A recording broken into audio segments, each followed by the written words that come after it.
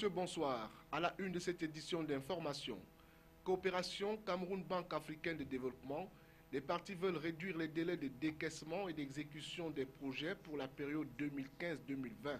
C'est l'objet d'un atelier de 2 jours ouvert ce mardi 12 avril 2016 à Yaoundé. Accélération de la croissance économique, le rapport de la mission d'appui d'Afridep fait mention d'un faible engagement des hautes autorités gouvernementales dans l'implémentation du concept de dividende démographique. C'est là la synthèse du rapport publié au lendemain des travaux de Yaoundé, dont l'objet était d'examiner l'apport du dividende démographique dans le plan de développement du Cameroun à l'horizon 2035. Enfin, sport. 72 millions pour les formations engagées dans le championnat national de football féminin.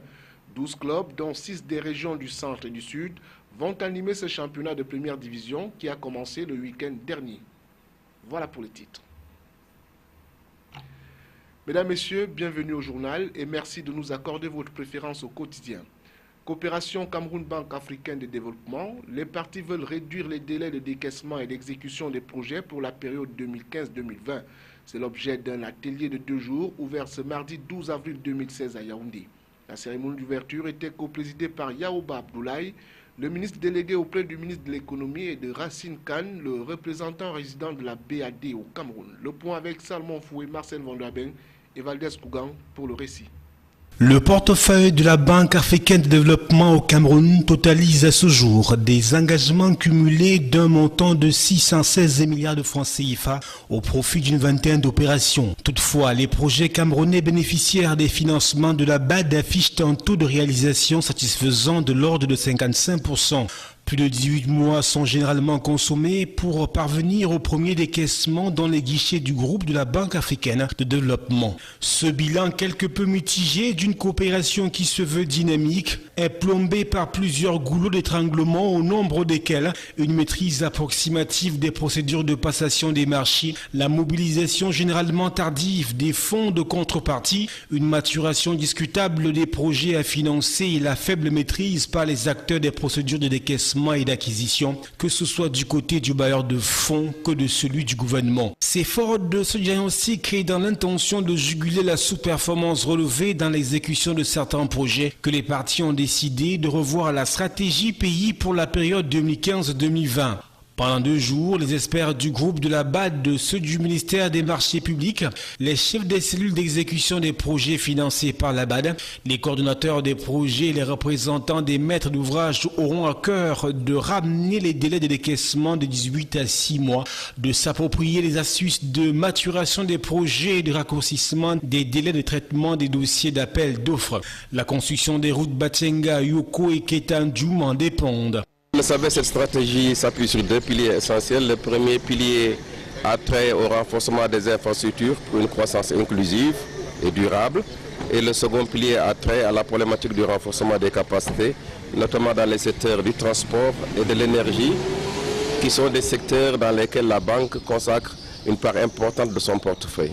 À la suite du présent atelier qui vise à booster les effets positifs de la coopération entre le Cameroun et la Banque africaine de développement, une concertation plus large est annoncée à Yaoundé du 25 au 26 avril prochain. Elle va regrouper le Cameroun, le Tchad, le Gabon et la République centrafricaine à l'effet d'examiner les performances du portefeuille de la BAD à l'échelle sous-régionale.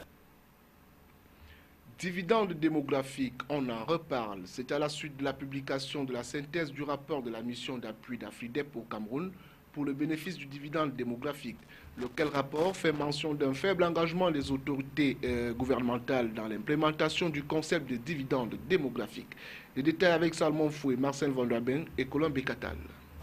Du 5 au 8 avril dernier étaient réunis à Yaoundé les experts d'Afridep, ceux du Fonds des Nations Unies pour la population et des cadres de l'administration camerounaise, à l'effet d'examiner l'apport du dividende démographique dans le plan du développement du Cameroun à l'horizon 2035. Les assises de Yaoundé se sont refermées sur une série de recommandations susceptibles d'aider le Cameroun à faire de sa population un atout pour son développement, en admettant que le dividende démographique est une accélération de la croissance économique qui résulte des changements de la structure de la population du fait de la baisse de la fécondité et de la mortalité, dont une diminution diminution de la population jeune économiquement dépendante au profit d'une tranche en âge de travailler, le Cameroun, d'après ce nouveau rapport, se doit de renforcer les capacités techniques de ses chercheurs qui travaillent dans tous les secteurs du dividende démographique pour générer et traduire des éléments de preuve pour une meilleure prise de décision sur le dividende démographique.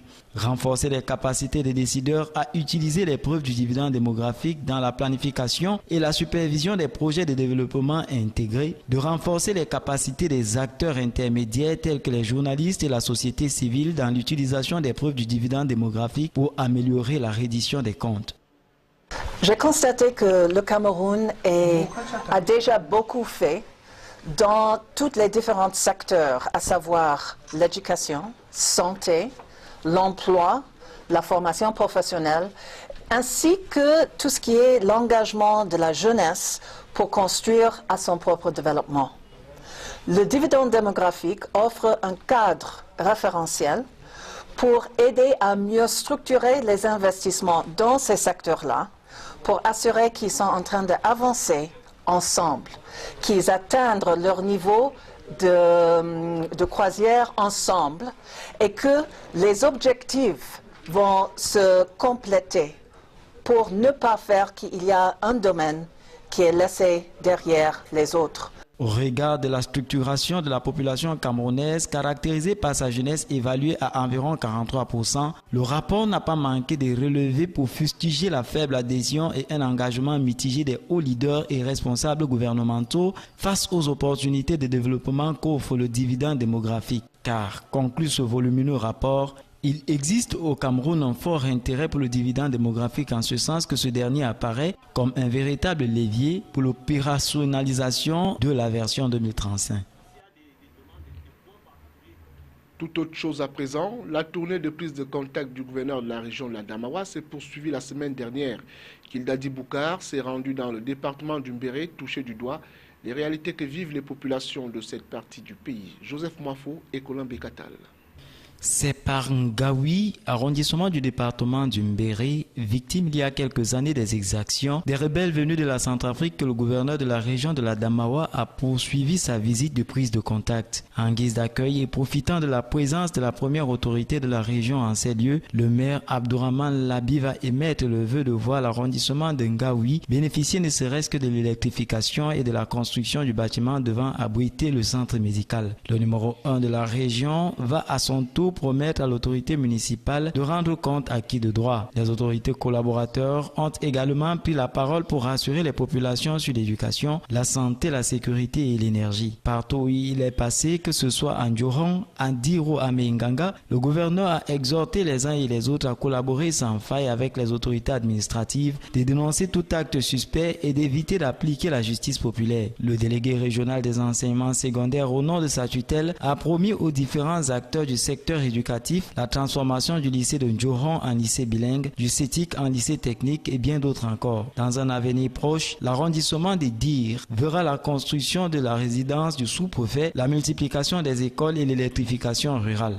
À Menganga, par contre, aucune doléance n'a été enregistrée, mais les populations de cet arrondissement disent soutenir la candidature du chef de l'État à la prochaine élection présidentielle. Et c'est par cet arrondissement frontalier à la région de l'Est que le gouverneur de la région de la Damawa a mis fin à sa tournée de prise de contact. Toujours dans cette partie du pays, le gouverneur de la région de la Damawa a procédé le 4 avril dernier à Borkop, dans l'arrondissement de Djohong, au lancement de la biométrie pour les 13 000 réfugiés qui y vivent. Depuis 5 ans, ces hommes, avec femmes et enfants, sont pris en charge par les organismes internationaux, à savoir le ACR, l'UNICEF, le CAR et l'IMC. Lisa Youmsi et Joseph Mwafo nous en parlent.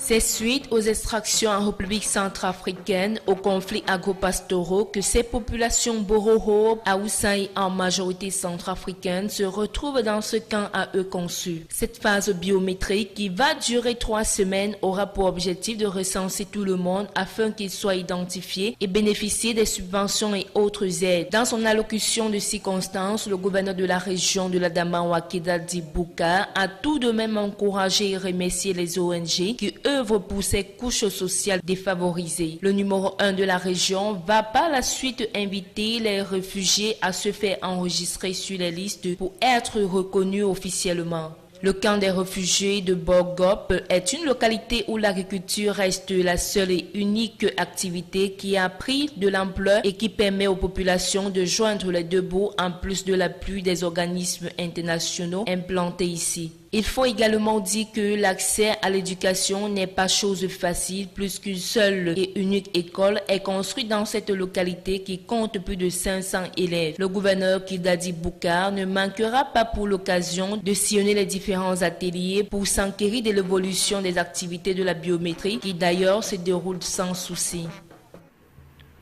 À l'extrême nord, la faculté des sciences de l'université de Maroua tient sa toute première semaine scientifique. Pendant 2 jours, les universitaires d'ici et d'ailleurs ont pensé la contribution des sciences dans le processus de développement. Sonia Mafoting et Célestin Tabouli succès pour le compte rendu. 3 ans après sa création, la faculté des sciences de l'université de Maroua organise sa toute première semaine scientifique placée sous le thème Sciences et développement. Cette semaine constitue un lieu d'échange et de collaboration entre les membres de la communauté scientifique d'ici et d'ailleurs. Les travaux qui ont duré 2 jours étaient placés sous le haut patronage du recteur de l'université de Maroua, représenté par le vice-recteur, le professeur Charles Osae Boto. Dans sa leçon inaugurale, le doyen de la faculté des sciences a souligné que la première semaine scientifique de la faculté des sciences de l'université de Maroua est un dispositif qui inaugure un important programme de dynamisation. Le professeur Elidou Mohamedou a souligné d'un grand trait le rôle implacable de la science dans le processus de développement dont le thème est évocateur. Pendant 2 jours, les universités ont planché sur le rôle de la science dans le processus du développement socio-économique face à des sociétés en perpétuelle quête de modèles sans cesse dynamiques, au sein desquels les défis à relever sont toujours légion. Au menu des conférences, des journées d'études et évaluation des grands programmes de recherche. À travers cette semaine scientifique, l'université de Maroua peut donc se taguer d'intégrer la cour des grands. En Gaoundéré, l'on parle de plus en plus de litiges fonciers. Le dernier en date et encore en cours oppose la communauté villageoise Bibagla au Serré aux agents du domaine et des affaires foncières en service dans la région de la Damawa. Ces fonctionnaires auraient, sans pièces justificatives, réquisitionné des lopins de terre dans un espace de 10 hectares occupé depuis une 50aine d'années par les populations riveraines. Suivons plutôt.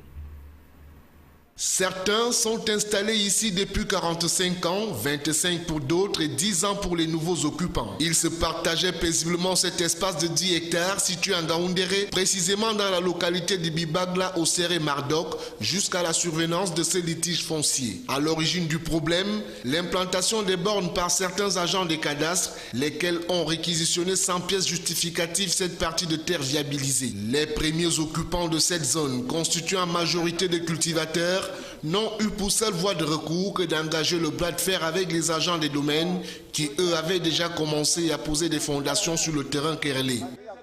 On m'a appelé qu'il y a le caillou déjà sur mon terrain. J'arrive, on me dit que c'est la commission est descendue un mercredi. Il veut poser la roue ou bien quoi là. Il faut d'abord demander qui ont les arbres. Quand je lui ai posé la question, comment sont les arbres, ils disent non, ça ne les regarde pas. Ils vont demander aux ayants droit de terrain. À notre grande surprise, nous constatons qu'il y a des individus qui viennent à l'improviste. Ils occupent des terrains, soit disant qu'ils ont des titres fonciers datant déjà maximum depuis 3 ans. Mais nous savons que nous avions exploité ici depuis fort longtemps, des trentaines et des quarantaines d'années pour certains. Les premiers occupants qui pointent un doigt accusateur sur certains agents des domaines des affaires foncières sollicitent accord et adis à l'arbitrage de l'administration. Que ces gens qui sont assis dans leur petit bureau du cadastre, parce que tout part du cadastre. Tout part du cadastre. Et c'est là où le problème se pose.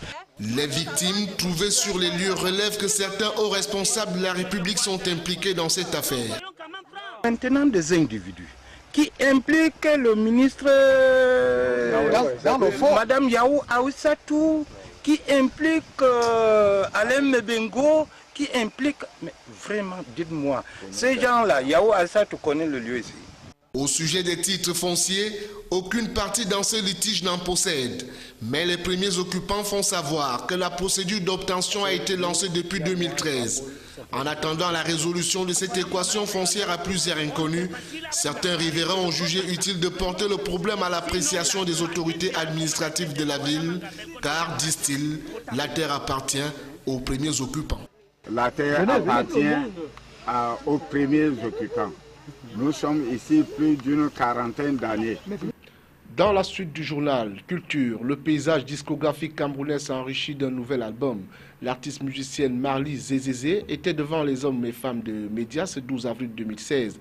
Amoureuse de la musique depuis son enfance, elle s'est toujours exprimée dans des cabarets et autres carpodiums. Aujourd'hui, l'artiste présente aux yeux du monde son tout premier album de 6 titres. Éric Tichet et Josué Ngongang sont nos mélomanes du soir.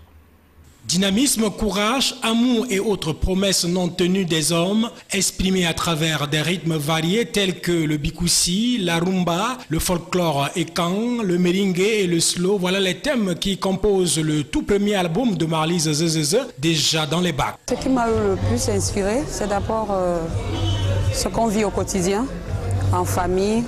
Je viens d'une famille où les parents sont tellement conservateurs. Donc c'est ça qui m'a beaucoup inspiré en fait, voir comment ils vivent au quotidien. Parce qu'en fait ils sont mes modèles, donc ce sont mes demi-dieux sur cette terre. Face à la presse 12 avril à Douala, l'artiste qu'accompagnait son arrangeur a présenté aux hommes et femmes de médias son parcours dans la musique qui n'est pas sans difficulté, mais qui lui a permis de servir au public et autres mélomanes la somme des expériences acquises. Ça a été tellement difficile pour moi. Pourquoi? Parce que je fais d'abord un travail qui m'absorbe énormément. C'est-à-dire, je fais des carpodiums presque tous les jours. Donc, il fallait faire des sacrifices. Oui. Tout en sachant que le soir, je dois aller faire mon carpodium. Ça n'a pas du tout été facile, mais il fallait que j'enregistre parce que je me sentais déjà prête dans mon esprit, prête dans mon âme et dans ma tête. Dans un album de 6 titres, Marly Zézézé, encore appelée la tigresse de la scène, rend hommage à toutes les femmes du monde entier. Dans son titre phare Wonder Woman, celles-là même qui, en plus de leurs tâches ménagères, doivent aller travailler et revenir prendre soin de leurs maris et enfants. En sport, football féminin, à 7 mois du coup d'envoi de la CAN féminine, le championnat camerounais de première division a été finalement lancé le week-end dernier. 12 clubs, dont 6 des régions du centre et du sud, font partie de ce championnat. 72 millions ont été mis à la disposition des différentes formations afin d'assurer le déroulement des rencontres jusqu'au mois de septembre. Grands absents, les équipes de la région du littoral, suspendues il y a un peu plus de 2 ans. Vous le dites, Michel Ateba. 12 clubs prennent part à ce nouveau championnat qui a démarré le week-end dernier à Yaoundé. Ces formations sont Vent du Nord, Canon Fi de Yaoundé, Louvre Minprof, AS Djamboutou, Amazon Fab de Yaoundé, ASFF Djamari, Gentes Ladies de Bamenda, Éclair de Sa, Femina de Bolova, Social du Mbam, Panthère Security de Garoua et Green City de Yaoundé. Pendant près de 6 mois, ces 12 clubs vont animer le championnat de football féminin de première division sur l'ensemble du triangle national. En 22 journées, chaque équipe va chercher à se positionner à la tête du championnat. Le but ici, selon les autorités sportives, mettre les filles en jambes avant la CAN féminine prévue en novembre au Cameroun. Toutefois, si l'on peut se réjouir de la reprise, certains observateurs continuent de s'interroger sur le sort des 8 clubs suspendus pour 5 ans et de cela 2 ans. Malgré le vœu du ministère des Sports et de l'Éducation physique et du comité de normalisation à l'époque de voir ces équipes revenir, rien n'a été appliqué. Jusqu'ici, Sawa United Girls de Douala, AS Kirikou de Garoua, AS Locomotive de Yaoundé, AS Yaoundé 5e, Lorema de Yaoundé, École Franc Rolisek et Émergence de Yaoundé croulent toujours sous le poids de la suspension. Et pourtant, ces clubs sont considérés comme les meilleurs du championnat national de football féminin du Cameroun. Voici à présent l'essentiel de l'actualité internationale de ce 12 avril 2016 et c'est avec nos confrères de l'AFP. Suite au scandale des Panama Papers, la Commission européenne a présenté mardi un nouveau plan pour obliger les multinationales à la transparence fiscale. Toutes les entreprises au sein de l'UE devront désormais publier leurs chiffres d'affaires, leurs bénéfices. Ce matin, les personnes ont été emmenées pour audition. Aucune information n'a été donnée quant aux résultats de la perquisition. Cellules d'écoute partout en France, commission d'expertise indépendante, site internet dédié aux victimes. L'Église catholique a annoncé mardi une série de mesures visant à faire la lumière sur la pédophilie dans ses rangs. Des mesures très attendues après les révélations en cascade de cas de pédophilie. Premier visé, le cardinal Philippe Barbarin. L'archevêque de Lyon fait en effet l'objet de 2 enquêtes pour non-dénonciation d'agressions sexuelles. Un simple tableau découvert il y a 2 ans dans un grenier du sud-ouest de la France. Mais selon certains experts, il pourrait s'agir d'une œuvre authentique du peintre italien Le Caravage. Le tableau est estimé à 120 millions d'euros, mais la controverse est vive entre les spécialistes de l'histoire de l'art. En attendant l'expertise officielle, l'œuvre est interdite de sortie du territoire par un arrêté du ministère de la Culture.